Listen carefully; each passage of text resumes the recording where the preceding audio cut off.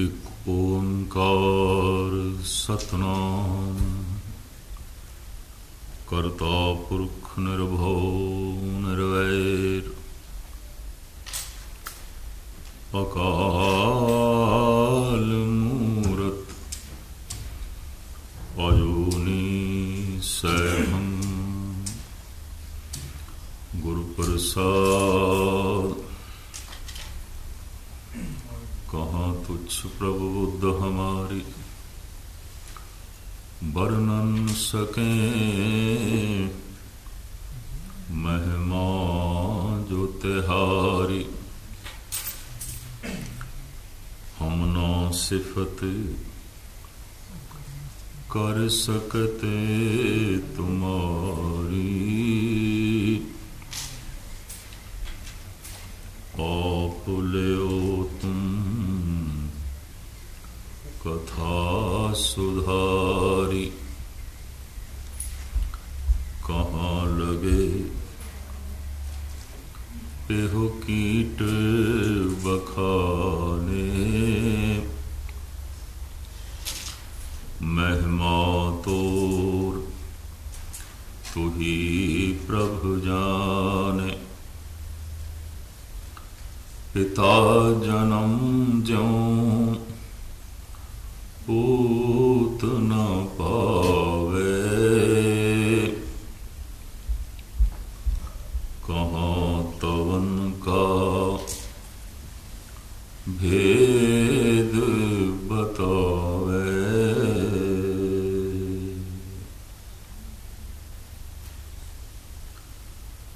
सम्मान योग गुरु रूप साध संगत जीओ, गुरुदेव की सिमरन फतेह प्रवान करने। वाहिगुरू जी का खालसा वाहिगुरू जी की फतेह। कल दास ने एक विचार आरंभ की सी आधार बना के गाथा नामक बाणी का एक श्लोक। गुरु ग्रंथ साहब जी महाराज दियां कुछ बाणियां गुरु नानक ते गुरु अर्जन देव जी महाराज ने रागां तो बिना रहन दित्तियां ने। उन्हां दे उत्ते कोई राग दर्ज नहीं है। जैसे जपजी साहब, संस्कृति श्लोक, पुने छंद, गाथा, चौबोले, पट्टां दे सवैये, श्लोकां इत्यादि दी बाणी। तो गाथा दे एक श्लोक की विचारदास ने आरंभ की सी। श्लोक है दसन बिहोन भंगंग मंत्रं गारड़ी निवारं ब्याद उपाड़न संतन नानक लबद कर्मणे। अखरी अर्थ मैं आप जी के सामने रखा। दसन बिहोन भंगंग मंत्रं गारड़ी निवारं, जैसे सपेरा जिसने गारड़ी मंत्र नूं सिद्ध किया। मंत्रां दे अपने अपने नाम। जिहड़ा मंत्र सप ते काम करता है उन्होंने गारड़ी कहते हैं। तो इस मंत्र नूं जिसने सिद्ध किया, दसन बिहोन भयंगम, वो सप्पां नूं दंदां तो बिना कर देंदा है, भाव उसकी जहर कढ़ देंदा है। दसन बिहोन भंगंग मंत्रं गारड़ी निवारं ब्याद उपाड़न संतन नानक लबद कर्मण है। दुनिया दे इस तरह के कोई विरले ही संत जन ने जिन्हां ने परमात्मा का नाम रूपी गारड़ी मंत्र जप के अपनी जिंदगी दे चों सारी जहर कढ़ दी है। ये इसके अखरी अर्थ ने। खुलासा थोड़ा जिहा दोहरावां। मनुखता का आद काल जदों दी ये मनुखता शुरू हुई है तो रोग ते चले आ रहे हैं। रोगां नूं दूर करन दे वख-वख तजर्बे होए। ਵੱਖ-ਵੱਖ ਔਸ਼ਧੀਆਂ ਆਈਆਂ, ਵੱਖ-ਵੱਖ ਸਿਆਣੇ ਮਨੁੱਖ ਅੱਗੇ ਆਏ। ਆਦਿ ਕਾਲ ਦੇ ਵਿੱਚ ਮੰਤਰਾਂ ਦੇ ਰਾਹੀਂ ਉਪਚਾਰ ਹੁੰਦਾ ਸੀ, ਮੰਤਰਾਂ ਦੇ ਰਾਹੀਂ ਇਲਾਜ ਆਉਂਦਾ ਸੀ। ਔਰ ਮੈਂ ਇਹ ਵੀ ਅਰਜ਼ ਕਰਦੇ ਹਾਂ, ਇਸ ਵਿਗਿਆਨਕ ਯੁੱਗ ਦੇ ਵਿੱਚ ਵੀ ਇਸ ਸੰਬੰਧੀ ਵਿਸ਼ਵਾਸ ਵੱਧਦਾ ਹੀ ਜਾ ਰਿਹਾ ਹੈ। ਹਰ ਮੰਤਰ ਦਾ ਮਨੁੱਖ ਦੇ ਮਾਨਸਿਕ ਮੰਡਲ ਦੇ ਉੱਤੇ ਆਪਣਾ ਅਸਰ ਹੈ। ਜੇ ਗੁਰੂ ਦੀ ਬਾਣੀ ਕੋਈ ਮਨ ਨਾਲ ਪੜ੍ਹੇ, ਉਸ ਦਾ ਆਪਣਾ ਅਸਰ ਹੈ। ਕੋਈ ਗੰਦੇ ਗੀਤ ਮੂੰਹ ਨਾਲ ਪੜ੍ਹੇ, ਆਵਾਜ਼ ਕਰਕੇ, ਉਸ ਦਾ ਆਪਣਾ ਅਸਰ ਹੈ। ਕੌੜੇ ਬੋਲਣ ਦਾ ਆਪਣਾ ਅਸਰ ਹੈ, ਮਿੱਠੇ ਬੋਲਣ ਦਾ ਆਪਣਾ ਅਸਰ ਹੈ। ਹਰ ਬੋਲ ਉਹਦੀਆਂ ਆਪਣੀਆਂ ਤਰੰਗਾਂ ਹੁੰਦੀਆਂ ਨੇ ਤੇ ਮਨ ਨੂੰ ਪ੍ਰਭਾਵਿਤ ਕਰਦਾ ਹੈ। ਤੋ ਪੁਰਾਣੇ ਸਿਆਣੇ ਮਨੁੱਖ, ਉਹਨਾਂ ਦੀ ਸਮਝ ਦੇ ਵਿੱਚ ਇੱਕ ਗੱਲ ਆ ਗਈ ਸੀ ਕਿ ਕਿਸੇ ਇੱਕ ਮੰਤਰ ਨੂੰ ਜਪਦੇ ਰਹੀਏ ਤੇ ਉਸ ਮੰਤਰ ਦੇ ਵਿੱਚ ਧਿਆਨ ਇਕਾਗਰ ਹੋ ਜਾਏ ਤੇ ਮੰਤਰ ਦਾ ਰੂਪ ਹੋ ਜਾਈਏ ਤੇ ਮੰਤਰ ਸਿੱਧ ਹੋ ਜਾਂਦਾ ਹੈ। ਤੇ ਜਿਸ ਕੋਲ ਮੰਤਰ ਸਿੱਧੀ ਹੁੰਦੀ ਸੀ ਉਹਨੂੰ ਕਹਿੰਦੇ ਸਨ ਇਹ ਸਿੱਧ ਪੁਰਸ਼ ਹੈ, ਇਹ ਤੇ ਕੋਈ ਸਿੱਧ ਪੁਰਸ਼ ਹੈ। ਔਰ ਆਪ ਦੀ ਗਿਆਤ ਲਈ ਅਰਜ਼ ਕਰਾਂ, ਸਿੱਧੀਆਂ ਤੋਂ ਗੁਰਬਾਣੀ ਨੇ ਇਨਕਾਰ ਨਹੀਂ ਕੀਤਾ। ਸਿੱਧੀਆਂ ਕੁਛ ਤੇ ਸੁਤੇ ਸਿੱਧ ਫਲਤ ਹੁੰਦੀਆਂ, ਨਾ ਉਹਨਾਂ ਦੀ ਚਾਹਤ ਹੁੰਦੀ ਹੈ, ਨਾ ਉਹਨਾਂ ਦੀ ਕਾਮਨਾ ਹੁੰਦੀ ਹੈ, ਪਰ ਜਿਹਦੇ ਮਨ ਵਿੱਚ ਹਰ ਵਕਤ ਪ੍ਰਮਾਤਮਾ ਦਾ ਨਾਮ ਚੱਲਦਾ ਹੈ ਤਾਂ ਸੁਭਾਵਿਕ ਕਿਧਰੇ ਨਾ ਕਿਧਰੇ ਇਹ ਸਿੱਧੀਆਂ ਆਪਣੇ ਆਪ ਪ੍ਰਗਟ ਹੁੰਦੀਆਂ ਨੇ। ਜਿਸੇ ਪੱਥਰ ਤੇ ਬੜਾ ਸਖਤ ਹੈ, ਪਰ ਵਲੀ ਕਿਨਾਰੀ ਨੇ ਜਦੇ ਪੱਥਰ ਸੁੱਟਿਆ ਗੁਰੂ ਨਾਨਕ ਤੇ ਤਾਂ ਸਤਿਗੁਰ ਇੰਜ ਹੱਥ ਕਰਦੇ ਨੇ, ਪੰਜਾ ਅਜੇ ਵੀ ਲੱਗਿਆ ਹੋਇਆ, ਪੱਥਰ ਕੋਮਲ ਹੋ ਗਿਆ। ਇਹ ਕਰਾਮਾਤ ਦਿਖਾਈ ਨਹੀਂ ਹੈ, ਸਿੱਧੀ ਪ੍ਰਦਰਸ਼ਿਤ ਨਹੀਂ ਕੀਤੀ, ਹੋ ਗਈ ਸੁਤੇ ਸਿੱਧ, ਸੁਭਾਵਕ ਹੋ ਗਈ। ਇੱਕ ਤੇ ਜੋ ਸੁਭਾਵਕ ਹੋ ਜਾਂਦੀਆਂ ਨੇ ਰੱਬੋਂ ਹੀ, ਈਸ਼ਵਰੀ, ਇੱਕ ਪਹਿਲੀ ਕਲਪਨਾ ਕਰ ਲਈ ਜਾਂਦੀ ਹੈ ਕਿ ਇਸ ਤਰ੍ਹਾਂ ਦੀ ਤਾਕਤ ਮੇਰੇ ਕੋਲ ਆਣੀ ਚਾਹੀਦੀ ਹੈ, ਤੇ ਫਿਰ ਵਿਸ਼ੇਸ਼ ਮੰਤਰਾਂ ਦਾ ਜਪ ਕਰਕੇ ਉਸ ਤੋਂ ਕੋਈ ਮਨੁੱਖ ਫਿਰ ਸਿੱਧੀ ਪ੍ਰਾਪਤ ਕਰਦਾ ਹੈ। ਔਰ ਇਹ 18 ਤਰ੍ਹਾਂ ਦੀਆਂ ਸਿੱਧੀਆਂ ਮੰਨੀਆਂ ਗਈਆਂ। 9 ਨਿਧੀ 18 ਸਿੱਧੀ, ਗੁਪਤ ਹੋ ਜਾਣਾ, ਪ੍ਰਗਟ ਹੋ ਜਾਣਾ, ਸੂਖਸ਼ਮ ਹੋ ਜਾਣਾ, ਅਸਥੂਲ ਹੋ ਜਾਣਾ, ਦੂਸਰੇ ਦੇ ਮਨ ਦੇ ਭਾਵ ਵਿਚਾਰ ਜਾਣ ਲੈਣੇ ਤੇ ਦੂਜਿਆਂ ਦੇ ਉੱਤੇ ਅਚਾਨਕ ਆਪਣੇ ਵਿਚਾਰਾਂ ਦਾ ਪ੍ਰਭਾਵ ਪਾ ਲੈਣਾ, ਗੈਬੀ ਰੂਹਾਂ ਨਾਲ ਗੱਲ ਕਰ ਲੈਣੀਆਂ, ਵੱਖ-ਵੱਖ ਖੰਡਾਂ ਬ੍ਰਹਿਮੰਡਾਂ ਦਾ ਭਰਮਣ ਕਰਨਾ। ਕਿ ਪੁਰਾਣੇ ਜ਼ਮਾਨੇ ਦੀ ਸਿੱਧ ਤੇ ਹੁਣ ਵੀ ਕਿਧਰੇ ਕਿਧਰੇ ਸਰੀਰ ਦੇ ਚੋਂ ਰੂਹ ਨੂੰ ਕੱਢ ਕੇ ਪਤਾ ਨਹੀਂ ਖੰਡਾਂ ਬ੍ਰਹਿਮੰਡਾਂ 'ਚ ਕਿੱਥੇ ਕਿੱਥੇ ਤੱਕ ਲੈ ਜਾਂਦੇ ਨੇ। ਇਸ ਦਾ ਜ਼ਿਕਰ ਬਕਾਇਦਾ ਗੁਰੂ ਅਰਜਨ ਦੇਵ ਜੀ ਮਹਾਰਾਜ ਨੇ ਕੀਤਾ ਹੈ। ਪਰਮਾਣੂ ਪਰਯੰਤ ਆਕਾਸੇ ਦੀਪ ਲੋ ਸੇ ਖੰਡਣੇ। ਕੋਈ ਮਨੁੱਖ ਪਰਮਾਣੂ ਜਿਤਨਾ ਬਾਰੀਕ ਹੋ ਜਾਏ, ਅਣੂ ਜਿਤਨਾ, ਹੁਣ ਅਣੂ ਨੂੰ ਤੇ ਬਹੁਤ ਵੱਡੀ ਤੋਂ ਵੱਡੀ ਖੁਰਦਬੀਨ ਦੇ ਨਾਲ ਵੀ ਨਹੀਂ ਦੇਖਿਆ ਜਾ ਸਕਦਾ, ਪਕੜ ਵਿੱਚ ਨਹੀਂ ਹੈ, ਅਹਿਸਾਸ ਹੈ, ਮਹਿਸੂਸ ਹੈ। ਅਣੂ ਇੱਕ ਪਰਮਾਣੂ। ਸਾਹਿਬ ਕਹਿੰਦੇ ਨੇ ਕੋਈ ਮਨੁੱਖ ਵਿਸ਼ੇਸ਼ ਤਰ੍ਹਾਂ ਦੀ ਸਿੱਧੀ ਦੁਆਰਾ ਪਰਮਾਣੂ ਜਿਤਨਾ ਬਾਰੀਕ ਹੋ ਜਾਏ, ਕਿਸੇ ਨੂੰ ਨਾ ਦਿਸੇ, ਨਦਰੀ ਕਿਸੇ ਨਾ ਆਵੋ, ਨਾ ਕਿਛ ਪੀਆ ਨਾ ਖਾਓ। ਮਹਾਰਾਜ ਨੇ ਇਹਨਾਂ ਸਾਰਿਆਂ ਦਾ ਜ਼ਿਕਰ ਕੀਤਾ।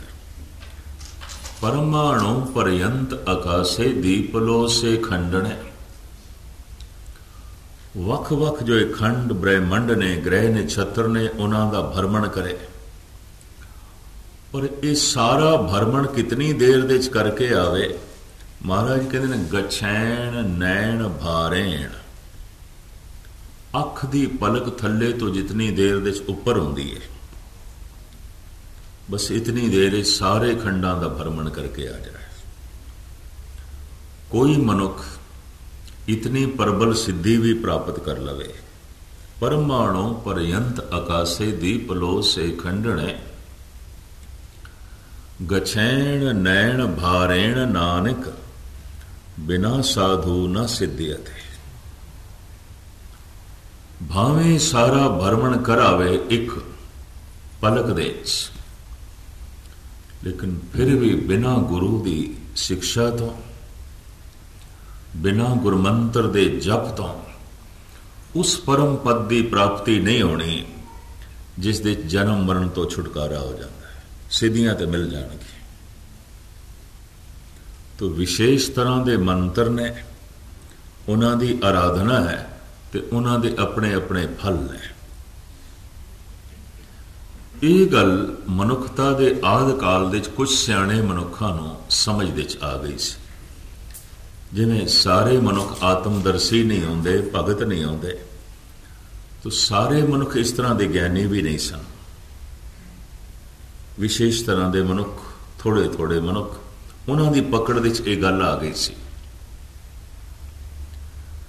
फिर उन्होंने इन्हां मंत्रां दे राही बकायदा एक प्रोफैशन, एक पेशा अख्तियार कर लिया कि असी रोगां नूं दूर करना है।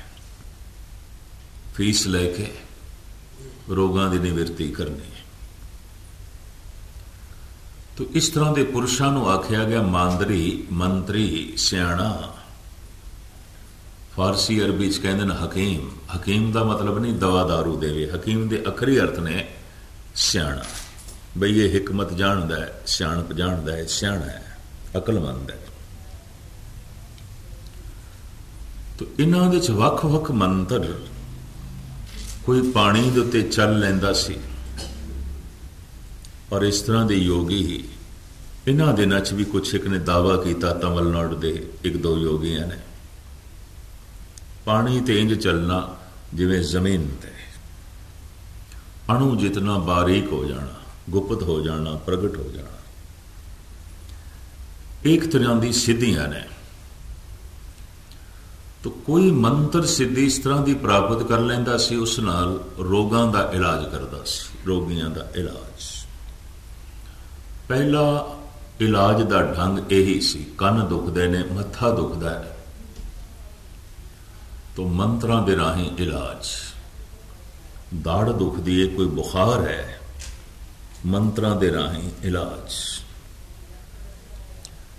या फिर ठूवे ने डंग मारे है, सप ने डंग मारे है, तो मंत्रां दे राही इलाज। सप दा जहर ते सप दे डंगे दा जिस ढंग नाल इलाज किया जाता सी, उस मंत्र का नाम सी गारड़ी मंत्र। भारत दे अजे भी है योगियां को, जिहड़े सपेरे ने, फनीर नाग पकड़ते ने, कोल रखते ने, वो पहले साल, 2 साल, 3 साल इस मंत्र नूं सिद्ध करते हैं। फिर इस तरह के सप पकड़ते हैं, और आपकी ज्ञात लई अर्ज करा, उस सप नूं 10 महीने तो ज्यादा नहीं रखते, छोड़ देंगे ने। कहते जिहड़ा साडा मंत्र है, किसी भी सप दे उत्ते वध तो वध 1 साल काम कर सकता है, असी 10वें महीने छोड़ देंगे। ये फिर कोई दूसरा सप पकड़ते हैं। अज भी आसाम दे च, बंगाल दे च, राजस्थान दे च, महाराष्ट्र ते गुजरात दे च अज भी ये सपेरे मौजूद ने। इस तरह का इलाज करने वाले भी मौजूद ने। पर चूंकि सप दा डंगे अगर छेती इलाज ना होवे तो 5-10 मिनटां च भोग पै जाता है मरीज का। इस वास्ते अक्सर इन्हां दा इलम, इन्हां दी सियाणप कम नहीं आउंदी। ये किसी एक पिंडे च होए, मरीज किसी एक पिंडे च होया, जितनी चिर तक उसदे कोल पहुंचाइए मरीज दम तोड़ जाता है। लेकिन सपेरे मनदे ने सप दा डंगे होया घट तो घट 3 दिन तक नहीं मरदा। अगर श्वास रुक भी गए ने तां भी वो नहीं मनदे, मर गए। उन्हां दी अपनी धारणा है। ਮੈਡੀਕਲ ਸਾਇੰਸ ਕੀ ਕਹਿ ਰਹੀ ਹੈ ਇਸ ਦੀ ਮੇਰੀ ਜਾਣਕਾਰੀ ਨਹੀਂ ਹੈ, ਪਰ ਉਹ ਨਹੀਂ ਮੰਨਦੇ। ਔਰ ਉਹਨਾਂ ਦਾ ਇਹ ਵੀ ਕਹਿਣਾ ਹੈ ਕਿ ਗਾਲਬਨ 97% ਸੱਪਾਂ ਦੇ ਜ਼ਹਿਰ ਹੁੰਦਾ ਹੀ ਨਹੀਂ, ਬੰਦਾ ਭੈ ਦਾ ਮਾਰਾ ਮਰਦਾ ਹੈ। ਸਿਰਫ 3% ਸੱਪਾਂ ਦੇ ਵਿੱਚ ਜ਼ਹਿਰ ਹੁੰਦਾ ਹੈ, 3%। और खास करके जहरीला कोबरा, फनीर नाग, डंग मारे उसने मिनट 2 मिनटां च ही मरीज का भोग पै जाता है। हुण इतनी छेती कोई मांदरी लभ्या जाए, सपेरा लभ्या जाए, औखी गल है। उस सप का जहर बिल्कुल छेती चढ़ता है। इधर उसने डंग मारिया, थोड़ी देर बाद मरीज गिर जाता है, टह जाता है, बेहोशी तारी हो जाती है। तो खैर ये मंत्र इस तरह के सप्पां ते काम करता है। जद सपेरे लोग इसनों पकड़ते हैं, पहले मंत्र नूं पढ़ते हैं, वो सुन्न हो जाता है, फिर इसनों पकड़ लेंदे ने ते फिर इस दे दंद तोड़ देंदे ने, जिन्हों कहते हैं दंद खट्टे करना। इन्हां दा ये मंत्र 1 साल तक चलता है। 2-3 महीने आने बाद दंद फिर आ जाते हैं, जहर फिर बन जाती है। ये 10वें महीने छोड़ देंगे। भारत विच इस तरह का धंधा है, और जो कुछ मेरे पढ़न ते सुनन दे च आया, चीन दे च भी है, चाइना दे च उत्थे भी है, मलेशिया दे च भी सपेरे हैगे ने। ये सपेरे कोरिया ते वियतनाम दे च भी है, लंका ते बर्मा दे ते हैगे ही ने। इधर अफगानिस्तान दे च भी यह धंधा है। ईरान का वह इलाका जो अफगानिस्तान दे नाल लगता है, उत्थे भी ये मांदरी लोग हैगे ने। ठूएं दे डंगण दा ते सप दे कट्टण दा ये इलाज इस ढंग नाल करते हैं। तो गुरु अर्जन देव जी महाराज ने एक उदाहरण दिता है, दसन बिहोन भुयंगं मंत्रं गारणी निवारं व्याध उपाड़न संतन नानक लबद कर्मणे। जैसे सपेरा मांदरी गारड़ी मंत्र नूं जप के ते सिद्ध करके सप दी जहर ला देंदा है ते सप नूं दंदां तो बिना कर देंदा है। कोई विरले अभ्यासी गुरमुख जन ने जो परमात्मा का नाम रूपी गारड़ी मंत्र जप के अपने मन दे चों विकारां दी सारी जहर कढ़ देंदे ने। व्याध उपाड़न संतन नानक लबद करवणे। धन गुरु नानक देव जी महाराज ने ऐसा मन लिया है कि 90% रोग मानसिक ने, मन करके ने। सिर्फ 10% रोग तन दे ने। कोई जद्दी रोग हो सकता है, मां रोगी सी, पिता रोगी सी, तो अगे बच्चे रोगी हो गए। आहार खाना पीना ठीक नहीं, संतुलन बिगड़ गया, ईश्वर ने सब कुछ अंदर नाप तोल के रखे है। पित्त वध गई, कफ वध गई, वायु वध गई, तो बीमार रहने लग पिया। तो ये 10% रोग जद्दी ते आहारक मनते ने गुरु नानक देव जी महाराज। 90% रोग मानसिक मनते हैं। और इन्हां दवाइयां नाल वक्ती तौर ते रोग जो शरीर के तल ते प्रगट होया दबते जाएगा, मन विच रहेगा, फिर पैदा हो जाएगा। गुरु नानक देव जी आप कहते हैं, उस वैद नूं समझाते होया, दर्द होवे दुख रहे शरीर, ऐसा दारू लगे ना बीर। ऐ वैद तू मैनू ये दस, जिसका तू इलाज करदा है, जिसनों तू दारू देना है, दवाई, क्या वो फिर बीमार नहीं होता? तो वैद ने कबूल किया, फिर भी हो जाता है, फिर भी मेरे पास आता है। तो फिर महाराज कहते तू मूल रोग की जड़ नहीं कट्टी, पत्तियां नूं कटदा है। तू शरीर दे चों रोग नूं कड्ढण की कोशिश करदा है कि जद के उस रोग दीयां जड़ां मन दे च ने। ऐसा दारू लोड़ लो जित वन्ये रोगां घाण। लभ ऐसी दवाई ऐसी औषधि जिस दे नाल रोगां दीयां जड़ां ही कटियां जाण ते मनुख वास्तविक खुशहाल हो जाए, तंदुरुस्त हो जाए। इनू संस्कृत दे विच कहंदे ने स्वस्थ हो गए, स्वय अस्थिति, अपने विच टिक गया, तंदुरुस्त। जो अपने तो दूर है, अपने विच टिकिया नहीं, बीमार रहेगा। ये कुछ ना कुछ जो है खामियां पैदा होणगियां। मूल रोग, बुनियादी रोग, गुरु नानक देव जी महाराज कहते हैं एक है, फिर उस तो अनेकां होर रोग पैदा होंदे ने। जड़ एक है और ये एक जड़ अनेकां होर जड़ां पैदा करती है। और मूल रोग और मूल जड़ है कि दुख विछोड़ा एक दुख भुख, एक दुख सख्त वार जमदूत, एक दुख रोग लगे तन धाए, वैद न भोले दारू लाए। सुरत शब्द तो जो विछड़ी हुई है, चेतना जो परम चेतना तो टुटी हुई है, बस यही एक रोगां दा मूल रोग है और अनेका रोगां नूं जन्म देता है। कितने क रोगां नूं जन्म देता है? ईश्वर नूं भुल जाना, भुलना ही टुटना है। असी ईश्वर नूं गवा नहीं सकते, असी ईश्वर तो दूर भी नहीं जा सकते, ईश्वर नूं भुला सकते हैं। और भुलांदे ही रिश्ता टुट जाता है, भावें कोल है भावें व्यापक है।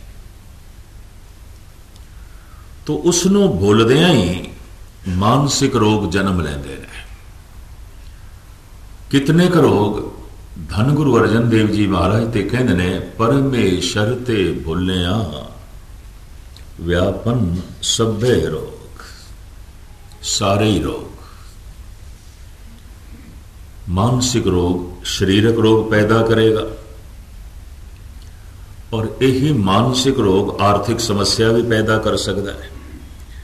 यही मानसिक रोग समाजिक परिवारक समस्या भी पैदा कर सकता है। मन का संतुलन ही डावां डोल है, इसकी घरेलू जिंदगी किस तरह ठीक हो सकती है? इतने मानसिक तौल ते अपना तवाजन खोई बैठा है, इसका आर्थिक जीवन किस तरह ठीक हो सकता है? इसका शरीर किस तरह ठीक हो सकता है? इतने हर पासों रोगी हो जाएगा। और महाराज कहते हैं, मैं मनुखता ने निगाह मारदा हाँ, मानसिक तल ते मैनू बथेरे रोगी दिखाई देंदे ने। जो जो दिसे सो सो रोगी, रोग रहत मेरा सतगुरु जोगी। मन विच चिंता है तो अखां दसदियां पिन चिंता एक रोग है। मन विच बेचैनी है तो मस्तक दस रहा है बेचैनी एक रोग है। मन विच तनाव है तो तनाव एक वास्तविक रोग है, चेहरा दस रहा है।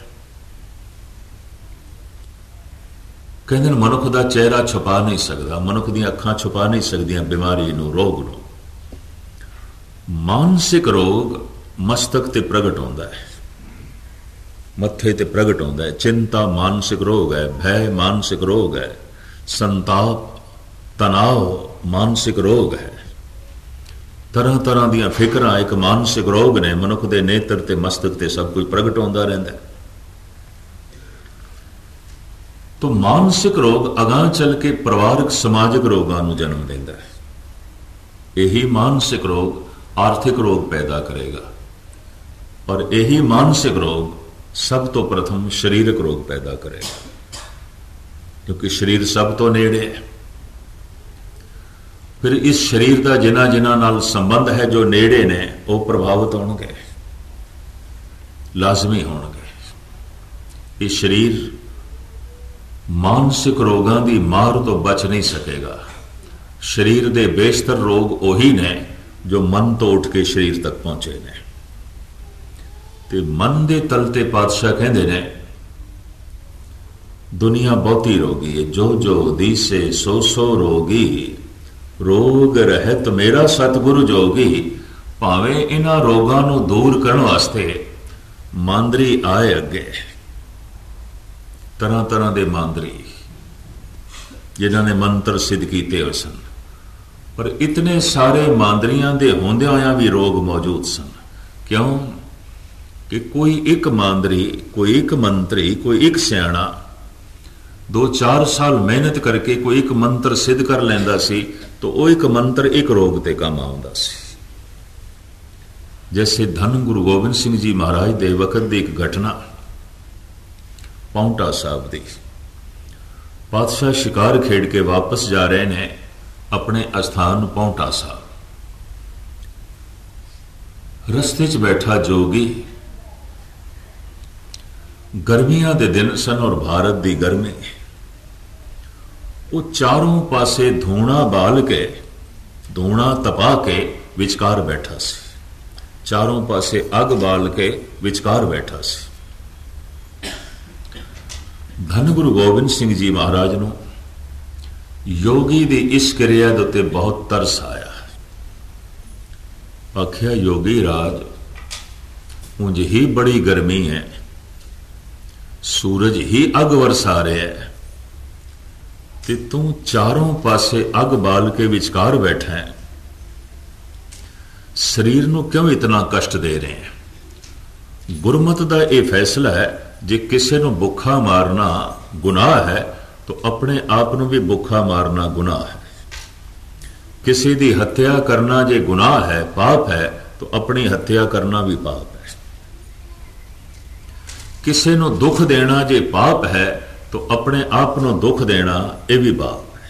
किसी नूं भुखा मारना जे पाप है तो अपने आप नूं भुखा मारना यह भी पाप है। इस वास्ते गुरमत ने वर्त नूं नहीं मनिया। शरीर मंग रहा है, भुख लगी है, देहो क्यों भुखा मारिए। धन गुरु गोबिंद सिंह जी महाराज ते स्पष्ट कहते हैं, पूर्ण प्रेम प्रतीत सजे व्रत गोड़ मड़ी, मठ भूल न माने। भूल के वर्त दे विश्वास ना करे। अगर शरीर मंग रहा है तो दे। किसी नूं भुखा मारना पाप है, अपने आप नूं भी भुखा मारना पाप है। किसी नूं दुखद करना जे गुनाह है तो अपने आप नूं दुखी करना भी गुनाह है। किसी ते जबर जुल्म करना जे पाप है तो अपने आप दे भी जुल्म जबर करना पाप है। किसी की हत्या करना पाप है तो अपनी हत्या करना भी पाप है। सतगुरु कहने लगे, ऐ जोगी, अपने उत्ते इतना क्यों जुल्म कर रहे हैं। ये सोहनी काया परमात्मा ने दिती है जीवन सफल करने लई, समय नूं सफल करने लई, ते तू पिंडा तपा रहे हैं। जोगी कहता, महाराज ਇਹਦੇ ਨਾਲ ਮੈਨੂੰ सिद्धि मिलेगी, प्रसिद्धि मिलेगी और परमात्मा मिलेगा। तो धन गुरु गोबिंद सिंह जी महाराज दे बोल मैं आप जी दे सामने रखा। पातशाह कहते ने, जे तन दे तपाण नाल परमात्मा मिलदा है, ये अकाल उस्ताद दे बचन। ताप के किए ते जो पे पाइए अतापनाथ, तापना अनेक तन घायल सहत है। तन दे तपाण नाल जे ईश्वर मिलदा है तो जितनियां नूं बुखार चढ़े होया है ते बुखार नाल जिन्हां दा पिंडा तपिया होया है उन्हां नूं परमात्मा मिलना ही चाहिए। गुरु गोबिंद सिंह जी महाराज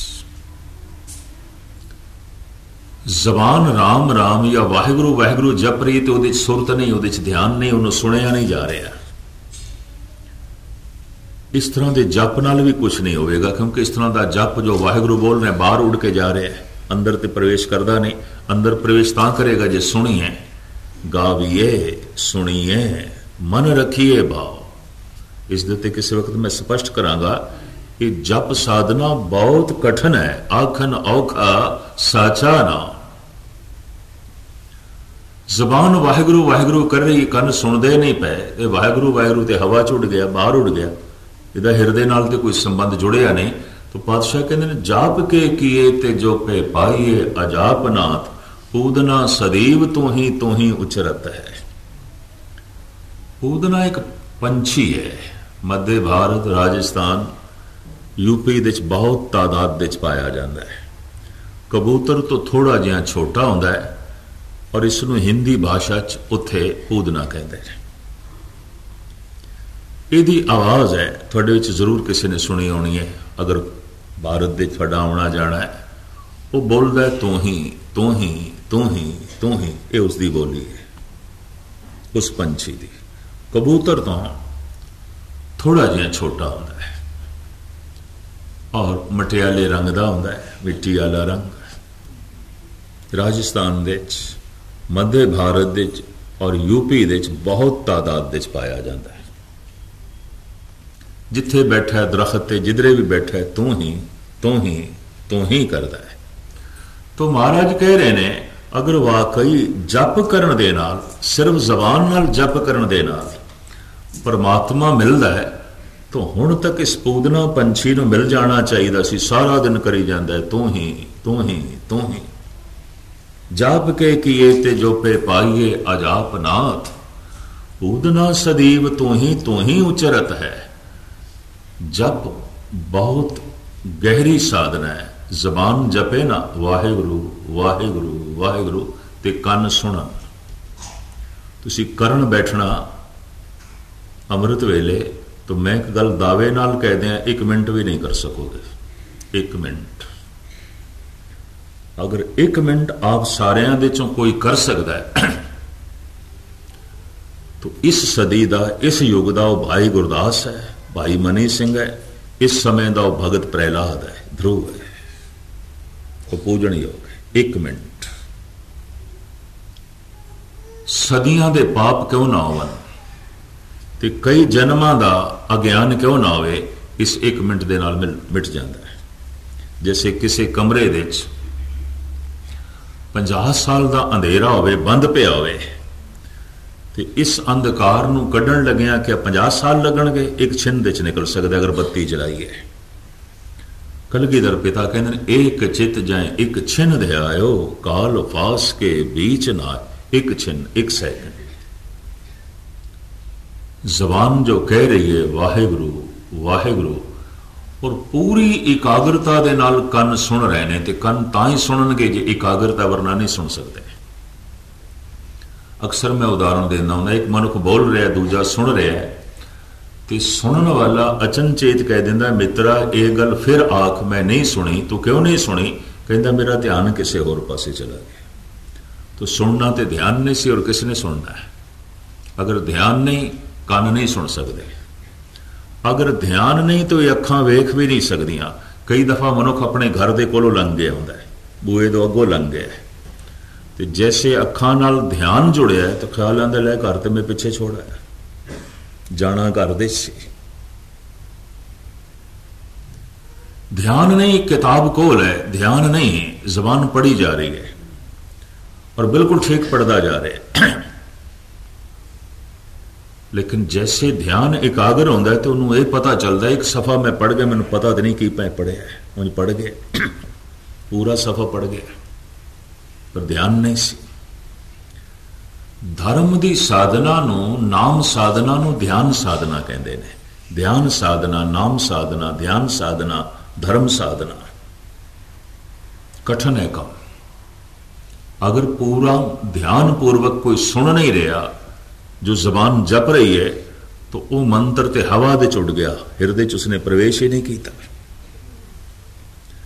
जब सतगुरां ने उस जोगी नूं कहा जे तन नूं तपाण नाल परमात्मा मिलता है, तो जितनियां नूं बुखार चढ़िया होया है, इन्हां सारियां नूं ईश्वर मिल ही जाना चाहिए।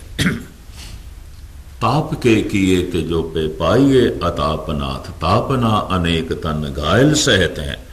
कहते ने ये योगी एक ते धूणे नाल अपना तन इसने तपाया सी, एक उंज गर्मी सी, एक सतगुर दे बचन सुन के क्रोध की गर्मी उसके अंदर पैदा हो गई, धूणे तो बाहर निकल के आया तो कहने लगा महाराज मैनू दसोगे तुसी जाना किथे?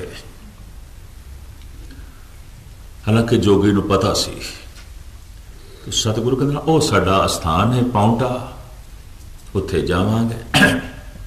ये जमुना किस तरह पार करोगे? तो सतगुरु कहने लगे असी बेड़ी ते बैठ के आए सी, मला सानू इधर उतार गया सी, असी हुण जावांगे, बेड़ी दे बैठांगे पार हो जावांगे। ये जोगी हस पिया खिड़खिड़ा के। सतगुरु बेड़ी दे बैठ गए, ये जोगी पानी ते चलन लग पिया। इतिहास ये कहता है, शायद दुनिया भर की खबरों की जो स्टडी करते हैं, पढ़ते रहते हैं, सारी दुनिया के हालात उन्होंने पता होगा अज तो कोई 7 साल पहले बंबई दे एक जोगी ने ऐलानिया किया सी कि मैं समुंदर दे उत्ते इंज चलांगा जिवें जमीन ते चली रहा। चौपाटी दे तट दे उत्ते मैरिन ड्राइव जो खास एक इलाका है बंबे का, समुंदर का किनारा, कोई 1.5-2 लाख मनुख जमा हो गए उत्थे। बड़ी भीड़ देखण लई कि पानी ते चलेगा। पता नहीं कितने फोटोग्राफर पहुंचे, कितने टीवी कैमरे पहुंचे, कितने अखबारी रिपोर्टर पहुंचे उत्थे। पर जैसे वो ऐन कोई 200-300 फुट दूर सागर विच गया ते चलण की कोशिश की थी, नहीं चल सके। उन्होंने तैर के इस पासे आना पाया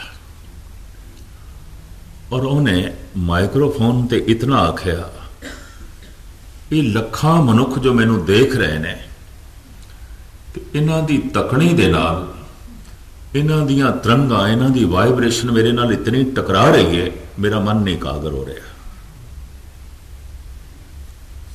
पर मैं अर्ज करा बिल्कुल वो ठीक कह रहा सी, गलत नहीं कह रहा सी। वो चल लेंदा सी, तमिलनाडु का योगी से पानी ते चल लेंदा सी। पर कई दफा 2-4 बंदे भी बैठे होन ते मन एकाग्र करना औखा हो जाता है। तुसी अमृत वेले जप करना तो इतना महसूस हो कि 2 होर बैठे न, एकाग्रता भंग हो जाएगी, मुश्किल है। इनू कहते हैं व्यक्तिगत बंदगी, एक होंदी समूहक बंदगी कि तुसी कीर्तन सुन रहे हो, कथा सुन रहे, समूहक बंदगी इकट्ठी। पर गुरमंत्र दा जप वाहिगुरु वाहिगुरु ये समूहक बंदगी नहीं है, ये व्यक्तिगत बंदगी कले। इसे नूं सार किताबरी दा करता कहंदा है, भोजन भजन खजाना नारी चारों पड़दे के हितकारी। एवं नहीं कह देता, ये भजन पढ़दे चाहिए, नहीं तो हो भी नहीं सकेगा, एकाग्रता छेती भंग हो जाएगी। उन्हें कहा भाई ऐ लोगों तुसी मेरे ते भरोसा करो, भावे ना करो, तुसी इतने एक टिक होके जो मैनू देख रहे हो और इतनी बेसबरी नाल थोड़े देखण नाल इतनियां मेरे नाल लहरां टकरा रही ने, मैं एकाग्र नहीं हो रहा, मेरी एकाग्रता भंग हो जाती है, तो मैं चला किस तरह। उंज चल लेंदा सी तो सतगुर बेड़ी दे च बैठे, ये योगी चलन लग पाया। थोड़ी देर तो बाद सतगुरु पार होए ने, ये जोगी भी चल के पार होया है। महाराज ने मलाह नूं उस जमाने के हिसाब नाल बादशाह ने 2 आने दिते, उस वक्त के हिसाब नाल 8 पैसे बनते सन, हथेली ते पकड़ाए 2 आने। मलाह ने धन्यवाद किया, शुकराना किया, मत्था टेकिया, खुश होया। जोगी तर्क नाल कहन लगा, जो जमना तो पार नहीं हो सकता, वो अपने सिखां नूं संसार तो किस तरह पार करेगा। जिन्हों जमना तो पार होने लई बेड़ी चाहिए, मलाह चाहिए, वो संसार सागर तो किस तरह पार होवेगा ते बाकियां नूं किवें पार करेगा। अपनी तरफों उसने इंज सोचा कि मैं गुरु गोबिंद सिंह जी महाराज ते एक बहुत गहरा तर्क कर दिता है और सतगुरु को इसका कोई जवाब नहीं होगा। महाराज कहने लगे, जोगी राज दसेगा, ये पानी दे उत्ते चलन की जिहड़ी ते सिद्धि है तैनूं किवें मिली। वो कहने लगा, महाराज गल है, मैं सर्दियां दे दिनां च जलधारा कीती है, गर्मियां दे दिनां च धूणे तपाए ने। भारत विच खास करके जमुना दा तट, हिमाचल प्रदेश का इलाका, जे ठंड पैंदी है तो खूब ठंड पैंदी है, ते हिमाचल के मैदानी इलाकों जे गर्मी पैंदी है तो खूब गर्मी पैंदी। ठंड है ਤੇ ਠੰਡਾ ਪਾਣੀ ਸਿਰ ਤੇ ਪੈ ਰਿਹਾ। ਇਹਨੂੰ ਜਲਧਾਰਾ ਕਹਿੰਦੇ ਨੇ। ਧੂਣੇ ਤਪਾਣਾ, ਗਰਮੀਆਂ ਦੇ ਜੇਠ ਹਾੜ ਦੀ ਗਰਮੀ ਦੇ ਚਾਰੋਂ ਪਾਸੇ ਅੱਗ ਬਾਲ ਦੇਣੀ, ਵਿਚਕਾਰ ਬੈਠਣਾ, ਪਿੰਡੇ ਨੂੰ ਤਪਾਣਾ। ਉਹ ਕਹਿਣ ਲੱਗਾ ਮਹਾਰਾਜ ਮੈਂ 12 ਸਾਲ ਤੱਕ ਇਹ ਕਿਰਿਆ ਕੀਤੀ ਹੈ, ਸਰਦੀਆਂ ਦੇ ਜਲਧਾਰਾ ਔਰ ਗਰਮੀਆਂ ਦੇ ਧੂਣੇ ਤਪਾਏ ਨੇ। ਮੇਰਾ ਜਪਿਆ ਹੋਇਆ ਮੰਤਰ ਸਿੱਧ ਹੋ ਗਿਆ, ਮੈਂ ਪਾਣੀ ਤੇ ਚੱਲ ਸਕਦਾ, ਮੈਨੂੰ ਸਿੱਧੀ ਮਿਲ ਗਈ ਹੈ। ਸਤਿਗੁਰੂ ਕਹਿਣ ਲੱਗੇ ਤੇਰੇ 12 ਸਾਲ ਦੀ ਤਪੱਸਿਆ ਦੀ ਕੀਮਤ 2 ਆਨੇ। ਤੂੰ 12 ਸਾਲ ਦੀ ਤਪੱਸਿਆ ਅੱਗੇ ਕੀਤੀ ਤੇ ਜਮਨਾ ਪਾਰ ਕੀਤੀ ਹੈ। ਆਪਾਂ 2 ਆਨੇ ਖਰਚ ਕੀਤੇ ਨੇ ਤੇ ਜਮਨਾ ਤੋਂ ਪਾਰ ਹੋ ਗਏ। ਤੇ ਜਿਹੜਾ ਕੰਮ 2 ਆਨਿਆਂ ਨਾਲ ਹੁੰਦਾ ਹੋਵੇ, ਜ਼ਿੰਦਗੀ ਦੇ 12 ਸਾਲ ਇਸ ਵਿਅਰਥ ਕੰਮ ਲਈ ਜ਼ਾਇਆ ਨਹੀਂ ਕਰਨੇ ਚਾਹੀਦੇ। और पता है सतगुरु का अगला वाक, जल के तरैया को गंगेरी सी कहत जग, आग के बछैया सो चकोर समझा नहीं है। एक गंगेरी पंजाब दे इस नूं जल जुलाहा कहते हैं। ये पानी दे उत्ते चलदा है, तैरदा नहीं, चलदा है। जल जुलाहा बहुत छोटा जिहा हुंदा है। तो महाराज कहते हैं अगर पानी दे उत्ते चलना भी आ गया तो फिर वो जिहड़ा गंगेरी है उन्होंने भी असीं सिद्ध कह दईए, वो भी चलदा है। कुछ जोगी अग खांदे ने, अग मूंह चो भी अग कटदे ने सीधी, और अग उन्होंने जलांदी नहीं। महाराज कहते आग के बछैया सो चकोर समझ आनी है। इतनी गल तो स्पष्ट है कि गुरु गोबिंद सिंह जी महाराज मनते ने सिद्धियां ने हैं, पर यह जीवन ये जन्म इन्हां सिद्धियां लई नहीं है। गुरु नानक देव जी महाराज भी कहते रिद सिद्ध अवरा साध, ये साडी साधना नहीं, ये दूजियां दी साधना है। और जिस तरह कईयां नूं धन रोक देंदा है, रूप रोक देंदा है, पदार्थ रोक देंदे ने, कई रिदियां सिद्धियां च रुक जांदे ने। सिद्ध होवां सिद्ध लाई रिद आखां आओ, गुप्त प्रगट होए बैसा लोक राखे भाव, मत देख भूला विसरे तेरा चित ना आवे ना। तो रिदियां सिद्धियां भी रोक देंदियां ने। एक सिद्धि है गारड़ी मंत्र नूं जप के ते सप नूं काबू कर लेना। कोबरा सक फनियर नाग, उस सपेरे नूं डंग नहीं मारदा, सुन हो जाता है, अद्धा बेहोश जिहा हो जाता है उस मंत्र की आवाज नाल, उस मंत्र के पढ़न नाल जिसने सिद्ध किया हुंदा है। फिर उस सपेरा उसके दंद कट देंदा है, उसकी सारी जहर की थैली कट देंदा है, उन्होंने जहर तो बिना कर देंदा है। तो धन गुरु अर्जन देव जी महाराज फरमान करते हैं, दसन बेहोन भयंगन मंत्रं गारड़ी निवारण। जैसे सपेरा गारड़ी मंत्र का जप करके सप नूं जहर तो बिना कर देंदा है, उहदे सारे दंद कट देंदा है। दसन बेहोन दंद कट देंदा है। इसे तरीके दे नाल ब्याद उपाड़न संतन नानक लबद करमणे। कोई विरले संत जन ने जो परमात्मा का नाम रूपी गारड़ी मंत्र जप के अपने जीवन तो सारी जहर कट देंदे ने। तो जिंदगी दे जहर की है, जीवन दे जहर की है, वो सारी जहर मन दे च है। ते मन विचारां दा मुजस्मा है, मन सोचने की मूर्ति है, मन ख्यालों का केंद्र है, मन चिंतन का केंद्र है। मन दे विचारां का प्रवाह चलता है। अगर वो ना चल रहा हो तो मनो कुछ सोच रहा है, जे सोचता भी नहीं पिया तो किसी को याद कर रहा है। मन दे काम ने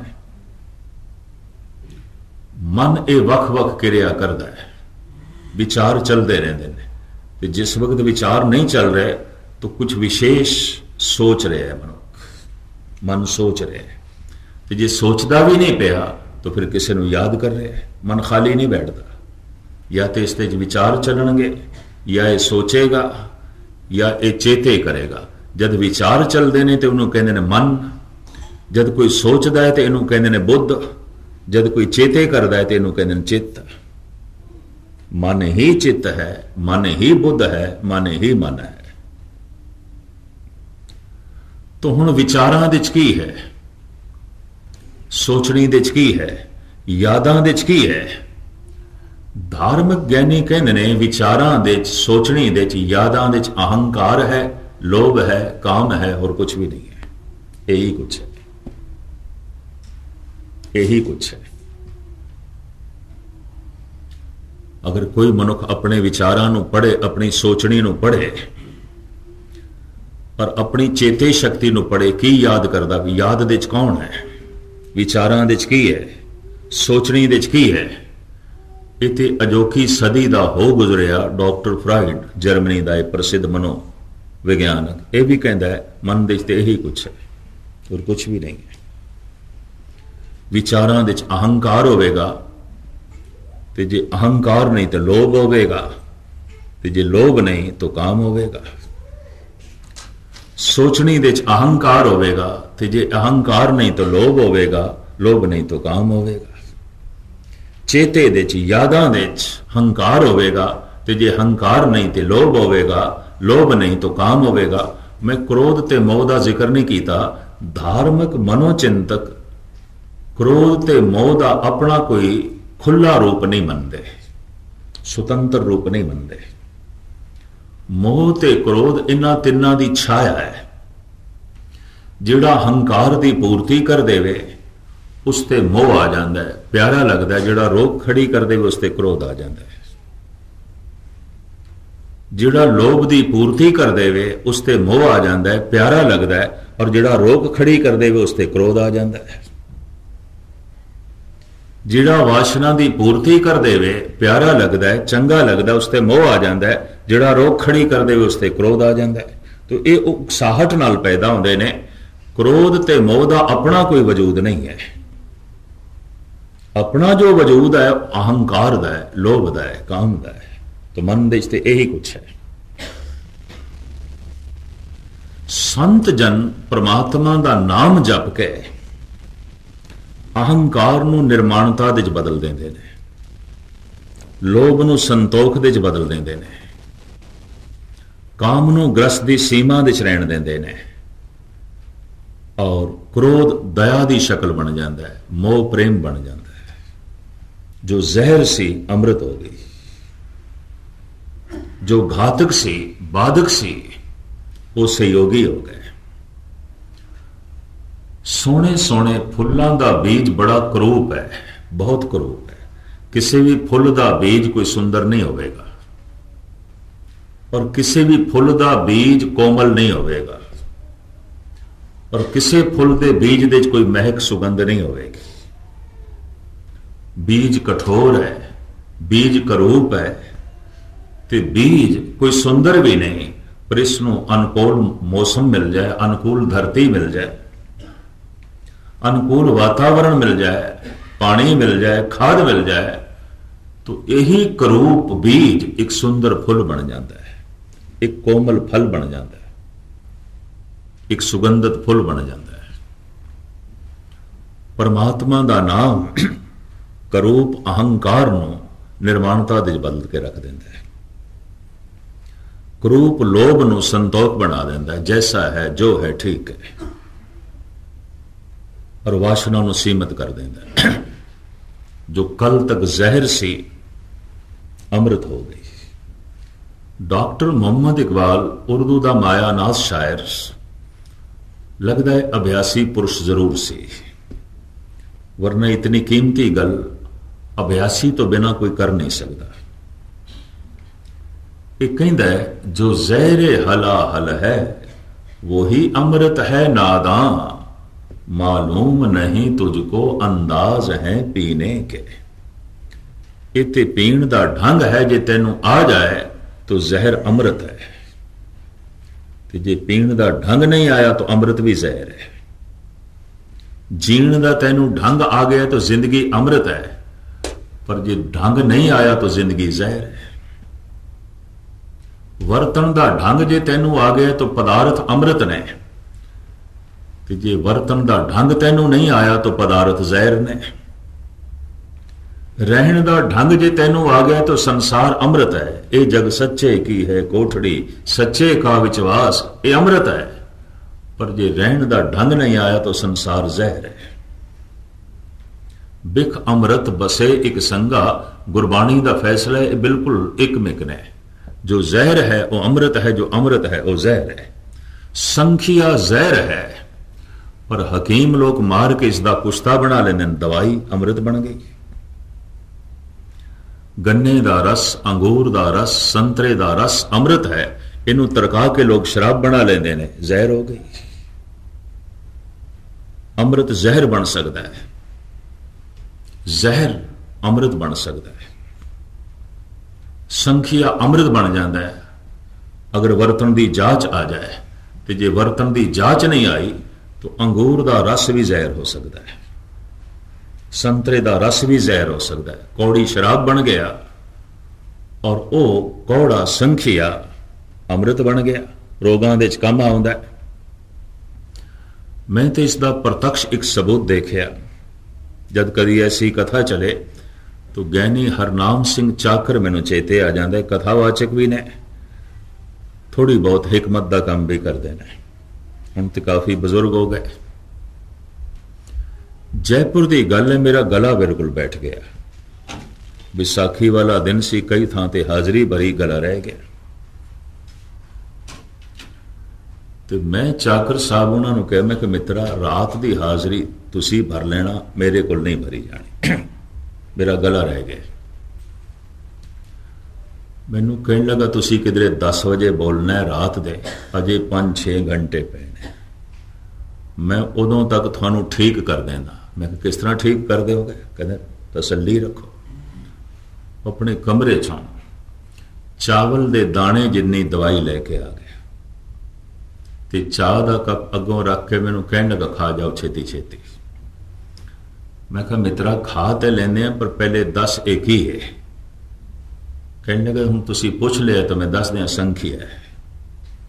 मैं कहा हद हो गई, चंगे तेरे मेहमान बने, सानू संखिया खिलाने लगा, जहर खिलाने लगा। कहता नहीं गया नहीं जी, मैं मार देता है, अमृत हो गया, तुसी खा के देखो। मैं खा ली। मैं उसका प्रत्यक्ष करामाती करिश्मा देखा कि रात तक उस संखिए की गरमाश करके नसां मेरियां खुल गई। तो इतना जरूर होया कि मैं 1 घंटा हाजरी भर ली। संखिया जहर अमृत, बेशतर बीमारियां हकीम लोग वरतते ने, पर मैं अर्ज करा अमृत है अंगूरां दा रस, संतरे दा रस, गन्ने दा रस, तरका के लोग शराब बना लेंदे, जहर बना लेंदे। इकबाल बिल्कुल ठीक कह रहे हैं, जो जहर हलाहल है वही अमृत है नादां, मालूम नहीं तुझको अंदाज है पीने के। जो जहर है यही अमृत है। अगर जे तेनू पीण दे ढंग का पता चल जाए, जे पीण दे ढंग का पता नहीं तो हर अमृत जहर है। जो जहर हलाहल है वही अमृत है नादां, मालूम नहीं तुझको अंदाज है पीने के। कहता जिंदगी अमृत है अगर जीण का ढंग आ जाए, जिंदगी जहर है अगर जीण का ढंग नहीं आया। हर वो वस्तु जहर है अगर वरतन का ढंग नहीं आया, और हर वो वस्तु अमृत है, चाहे पदार्थ ने, धन है, संपदा है, संसार है, ग्रस्त है, हर चीज अमृत है अगर रहन का ढंग आ गया, वरतन का ढंग आ गया। तो जे रहन का ढंग नहीं आया, वरतन का ढंग नहीं आया, सब कुछ जहर है। जो जहर हलाहल है वही अमृत है नादां, मालूम नहीं तुझको अंदाज है पीने के। परमात्मा का नाम जपद्या जपद्या जद ये जप, जद ये वाहिगुरु मंत्र सिद्ध हो जाता है तो सारी जहर अमृत बन जाती है। अहंकार निर्माणता की शक्ल अख्तियार कर जाता है, लोभ संतोख बन जाता है, वासना सीमा दे हो जाती है, क्रोध दया की शक्ल अख्तियार कर जाता है, और मोह प्रेम बन जाता है। मोह होंदा सिर्फ अपने नाल, जिसनों मन मन लेंदा अपना, पर प्रेम दे सारा संसार आ जाता है। सबको मीत हम आपन कीना, हम सबना के साजन, दूर परायो मन का बिरहा, तो मेल कियो मेरे राज। ये सारे मेरे मित्र ने, मैं सारियां दा मित्र हाँ। ये गुरु अर्जन देव जी दे वाक ने। तो पूछ सकते हैं फिर थानू तत्ती तवी ते किसने बिठाया जे सारे थोड़े मित्र ने? उसने मैनू दुश्मन समझिया होवेगा। सतगुरु ये कह रहे हैं मैं उसनों दुश्मन नहीं समझे। मेरे लिए सारा जगत मित्र, सबको मीत हम आपन की ना, हम सब ना के साजन, दूर पर आयो मन का बिरहा, तो मेल कियो मेरे राजन। इस तरह जिंदगी दे चों सारी जहर निकल जाती है और रोम रोम दे च अमृत भर जाता है। बोलों दे च अमृत, दृष्टि दे च अमृत, विचारां दे च अमृत। ऐसे मनुख का जीवना अमृतमई हो जाता है और ऐसे मनुख का मरना भी अमृतमई हो जाता है। हर कर्म दे उत्ते अमृत की जो है छाप लग जाती है और जीवन सफल हो जाता है। इतनी विचारां प्रवान करनिया। कल फिर सवेरे ते शाम, सवेरे 7 तो लैके 8 बजे जिन्हां कोल वक्त होवे, इसी अस्थान ते कल ते परसों दास ने हाजरी भरनी है। शाम के समय 6:45 तो 6:45 बजे तक गुरुद्वारा समैथ गुरु नानक दरबार दे 2 दिन कल ते परसों, ते गुरु नानक दरबार तो बाद 8 तो 9 गुरुद्वारा वालसाल दे हाजरी भरनी है दास ने 2 दिन। तो यही 2 दिन सवेरे 7 तो लैके 8 बजे तक इसी अस्थान ते जिन्हां कोल वक्त होवे, समा होवे, वो पहुंचण की कृपालता करन। सारिਆਂ ਦਾ हार्दिक तौर पर धन्यवाद। भुल चुक की क्षमा, दास की फतेह प्रवान करने।